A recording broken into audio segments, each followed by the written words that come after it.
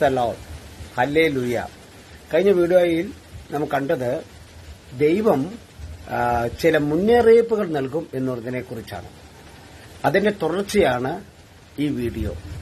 ഈ വീഡിയോയിലും ജോബിന്റെ പുസ്തകം അതിന്റെ 33-ാമത്തെ അധ്യായത്തിന്റെ 16-ാമത്തെ വാക്യം, അവിടുന്ന് അവന്റെ ചെവികൾ തുറന്ന് മുന്നറിയിപ്പുകൾ കൊണ്ട് അവനെ ഭയപ്പെടുത്തുന്നു. എന്തിനാണ് ഒരു മനുഷ്യന്റെ ചെവികൾ ദൈവം തുറന്ന് അവന് മുന്നറിയിപ്പുകൾ കൊടുക്കുന്നത്? ജോബിന്റെ പുസ്തകം 33:17 മനുഷ്യന്റെ അഹങ്കാരം അവസാനിപ്പിക്കാനും ദുഷ്പ്രവൃത്തികളിൽ നിന്ന് അവനെ പിന്തിരിപ്പിക്കാനുമാണിത്. മനുഷ്യന്റെ അഹന്ത, മനുഷ്യന്റെ അഹങ്കാരം, മനുഷ്യന്റെ ഞാൻ എന്ന ഭാവം ഇത് അവസാനിപ്പിക്കണം.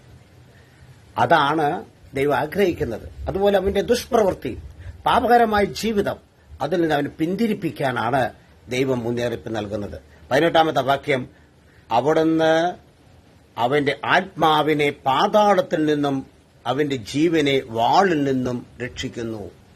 അങ്ങനെ ദൈവം ഈ മുന്നറിയിപ്പുകൾ നൽകി പിന്തിരിഞ്ഞു വരുന്ന, അല്ലെങ്കിൽ മാനസാന്തരപ്പെട്ട് വരുന്ന, യേശുവിലേക്ക് തിരിച്ചു വരുന്ന ഒരു വ്യക്തി അവന്റെ ആത്മാവിനെ നരകത്തിൽ നിന്നും അവന്റെ ജീവനെ വാളിൽ നിന്നും, അതായത് ദൈവത്തിന്റെ കോപത്തിൽ നിന്നും ദൈവം രക്ഷിക്കും. ദൈവത്തിന്റെ കയ്യിൽ ക്രോധവുമുണ്ട്, കാരുണ്യവുമുണ്ട്. ഹല്ലേലൂയ.